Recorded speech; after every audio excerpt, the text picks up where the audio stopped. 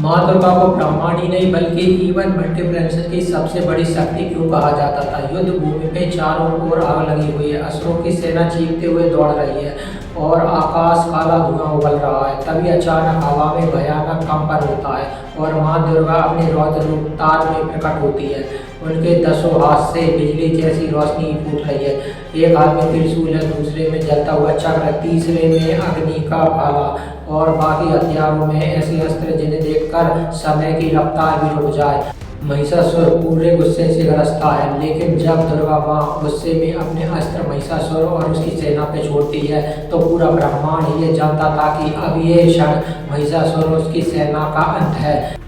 क्या कभी आपने सोचा था कि ऐसा क्यों होता था? माँ दुर्गा को भगवान विष्णु और शंकर से भी ज़्यादा शक्तिशाली बताया जाता है। तो इसका कारण है उनके 10 हाथों वाला ये रूप, जिसमें आपने उनके हाथों पे सिर के त्रिशूल से लेकर भगवान विष्णु के सुदर्शन चक्र तक को देख सकते हैं। यानी कि दुर्गा माँ है जो भगवान और देवी देवताओं में सभी शक्तिशाली अस्त्रों को एक साथ धारण किया हुआ है। अब सवाल यही है कि भगवान शिव के त्रिशूल और विष्णु का सुदर्शन चक्र जैसे रहस्यमय अजय अनग्रंथ ब्रह्मांड की सबसे शक्तिशाली अस्त्र कैसे आए? कौन था आखिर महिषासुर और माता ने इसका वध क्यों किया?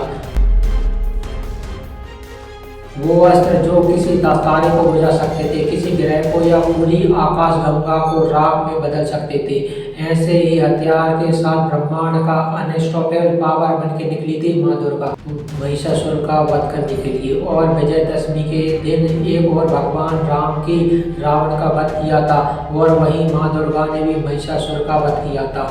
देवी भागवत कथा के अनुसार 9 दिनों तक माँ दुर्गा और महिषासुर का युद्ध चला। 10वें दिन माँ दुर्गा ने भगवान शिव के दिए गए त्रिशूल को महिषासुर की छाती में भोंककर उसका अंत कर दिया।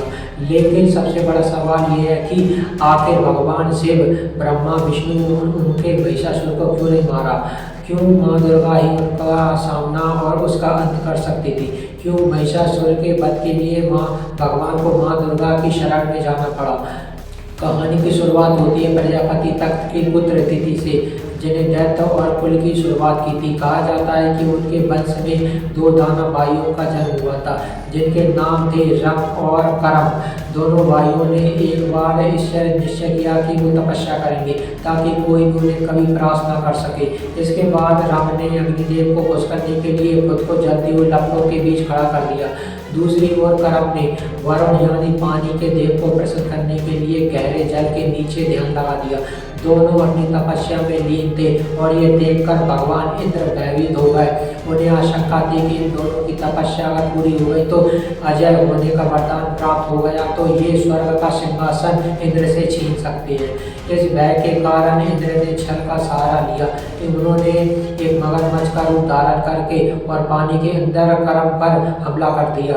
अचानक हुए हमले के कारण करम संभल नहीं पाए और उसकी तपस्या भंग हुई, लेकिन इंद्र यहाँ पर नहीं रुके। उनके हमले की वजह से करम की मृत्यु हो गई।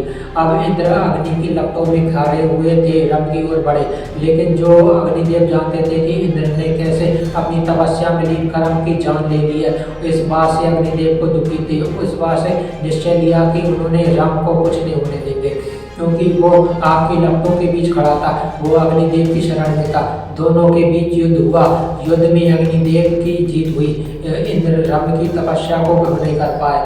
तब रम की तपस्या पूरी हो गई तो अग्निदेव ने उनसे वरदान मांगने के लिए कहा, लेकिन वरदान मांगने से पहले रम ने अपने भाई के बारे में अग्निदेव से जानना चाहा। जब अग्निदेव रम को ये पता चला कि भगवान इंद्र ने छल से रम की हत्या कर दी है तो वह इतना दुखी हुआ कि बिना कुछ वरदान मांगे स्वयं को अग्नि के हवाले करने का फैसला किया। लेकिन अग्निदेव ने उन्हें रोक लिया। रम को समझाया और कहा कि वो अपने भाई की मृत्यु का प्रतिशोध यानी कि बदला ले सकता है। और साथ ही उन्होंने ऐसा वरदान दिया जिसकी संतान असाधारण शक्तियों से युक्त होगी, एक ऐसा पुत्र जो भविष्य के देवताओं के लिए बड़ा संकट बनेगा। और इसी वरदान के चलते रम को मिला एक पुत्र जिसका नाम था महिषासुर, जिसकी शक्तियों के सामने देवताओं की भी नहीं चलती थी। यानी कि आगे चल के न देख सिर्फ देवताओं के लिए बल्कि सिर्फ ब्रह्मा विष्णु के लिए भी मुसीबत बनने वाला था। महिषासुर का आधा शरीर भैंस और आधा मानव जैसा था। वर्षों तपस्या महिषासुर ने ब्रह्मा जी से अमरता का वरदान मांगा। उसकी बात सुनकर ब्रह्मा जी मुस्कुराए और बोले कि अमरता संभव नहीं है, कोई भी प्राणी सदा जीवित नहीं रह सकता। ये सुनकर महिषासुर ने दूसरा वरदान मांगा कि मुझे कोई भी पुरुष ना मार सके, यदि मेरी मृत्यु होती है तो वो किसी स्त्री के कारण हो, क्योंकि महिषासुर को लगता था कि पूरे ब्रह्मांड में कोई ऐसी कोई देवी नहीं है जो देवताओं से ज़्यादा ताकतवर हो और उसे मार सके। और उसी सोच का अंत करने के लिए माँ दुर्गा का जन्म हुआ। ब्रह्मा जी से वरदान लेने के बाद महिषासुर ने तीनों लोगों पे आतंक मचा दिया। साथ ही इंद्रदेव को हराने के लिए महिषासुर ने स्वर्ग की सत्ता पर अपना हक जता लिया, स्वर्ग को लोक को अपना अधीन कर लिया। महिषासुर का अत्याचार इतना ज्यादा बढ़ गया कि धरती, आकाश और पाताल कांप उठे। उसकी सेना हर जगह विनाश फैला रही थी। जब बचने की कोई जगह नहीं बची तो देवताओं ने जाकर भगवान शिव और ब्रह्मा जी से के सामने जाकर प्रार्थना की। और जब इंद्र दोनों के पास यानी ब्रह्मा विष्णु महेश के पास ये त्राहिमाम करते हुए पहुंचे तो इन तीनों देवताओं ने अपनी अपनी शक्तियों को मिलाया और इस ऊर्जा से एक तेजस्वी का जन्म किया। यही थी माँ दुर्गा। उन्हें सिंह पे विराजमान किया गया और हर देवता ने अपनी दिव्य शक्ति उन्हें अर्पित की और इस तरह माँ दुर्गा बनी वो आदित्य शक्ति जो महिषासुर का अंत करने वाली थी। लेकिन क्या आपके मन में ये सवाल आने लग गया कि अगर ऐसे कौन कौन से हथियार थे जो देवताओं ने माँ दुर्गा को महिषासुर के वध से पहले दिए थे? तो चलिए जानते हैं कि कौन कौन से अनस्टॉपेबल वेपन्स और माँ दुर्गा। असल में हर देवता के पास एक ऐसा अस्त्र जरूर होता है जिसे गलत हाथों में दे दिया जाए तो वो पूरा हथियार पूरी सृष्टि में तबाही मचा सकता है। लेकिन फिर भी ऐसे हथियार अकेले महिषासुर का वध करने के लिए या उसका सामना करने के लिए काफ़ी नहीं थे। इसके लिए सभी भगवान और देवताओं ने दिव्य शक्तियों को एक करना पड़ता। और बड़ी समस्या ये थी कि कोई भी इस तरह की दिव्य शक्ति को, यहाँ तक कि त्रिदेव यानी ब्रह्मा विष्णु महेश भी ये उस दिव्य शक्ति को नहीं समझ सकते थे। ये काम सिर्फ माँ दुर्गा कर सकती थी। सबसे पहले शिव का त्रिशूल माँ दुर्गा के हाथ में आया।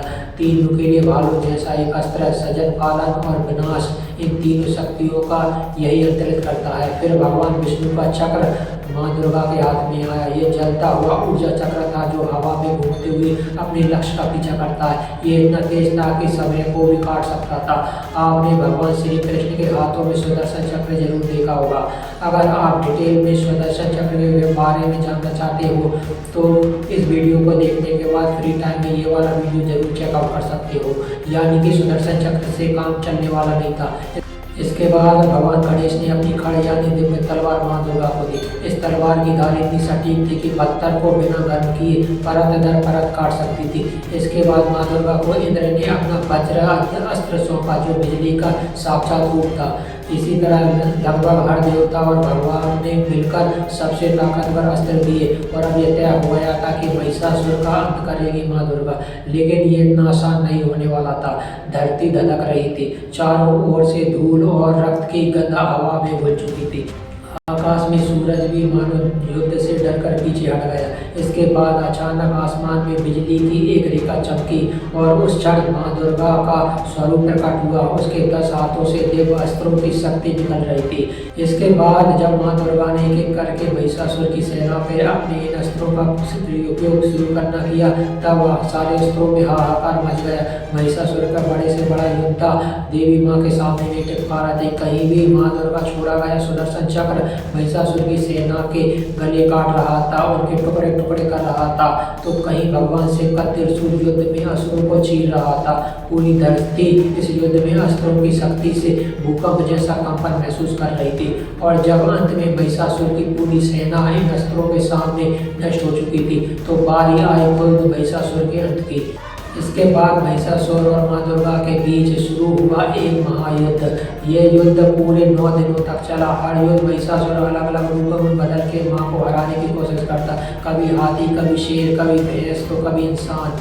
लेकिन माँ दुर्गा उसकी हर चाल को नाकाम कर देती थी। युद्ध बहुत ज़्यादा भयानक हो चुका था। हर देवता माँ की विजय की प्रार्थना कर रहा था। और आखिरकार 10वें दिन जब महिषासुर ने अपने असली भैंसे वाले रूप में धारण किया तब माँ दुर्गा ने शिव का त्रिशूल से उसके सीने को भेद दिया और उसी क्षण उसका अंत हो गया। महिषासुर के मरते ही देवताओं ने चैन की सांस ली, तीनों लोगों में शांति हो गई। तभी से यह दिन विजयदशमी या दशहरा के रूप में मनाया जाता है, जो बुराई पे अच्छाई की जीत का प्रतीक है। और तभी से महिषासुर और माँ दुर्गा के चले युद्ध इन दिनों को नवरात्रों के रूप में पूजा जाता है, जिसमें हर दिन माँ के अलग अलग रूपों की पूजा की जाती है। अब सवाल ये है कि क्या ये एक मिथक है, यानी कि मिथ है, क्या ये सच में इतिहास में एक कहानी है? इस सवाल में आज भी हमारे भारत के लोग, यहाँ तक कि हिंदू धर्म के लोग भी दो भागों में बढ़ जाते हैं। कुछ कहते हैं कि ये बात धार्मिक कथा है और कुछ इन्हें हमारे इतिहास का हिस्सा मानते हैं और ये सब सच है। तो आज जिस इंसानी सभ्यता को हम बहुत ज़्यादा एडवांस समझते हैं, वो सब हमारे इतिहास में सभ्यताओं और उनकी शक्तियों के सामने कुछ भी नहीं है। आप हमें बताओ कि आपको क्या लगता है, माँ दुर्गा और महिषासुर की बातें, ये सारे दिव्य अस्त्र और ब्रह्मांड की शक्ति, ये माइथोलॉजी है या फिर एक सच्ची हिस्ट्री? तो वीडियो खत्म हो चुका है। आई होप वीडियो अच्छा लगा होगा एंड होप आई कि ये वीडियो तो सभी लोगों को नवरात्रि की हार्दिक शुभकामनाएं। और हाँ देखो, साइंस के बारे में नासा मंगल ग्रह और एलियन जीवन तक हम जानते ही रहते हैं, लेकिन ये सारी चीज़ों के बारे में जानना भी बहुत ज़रूरी है।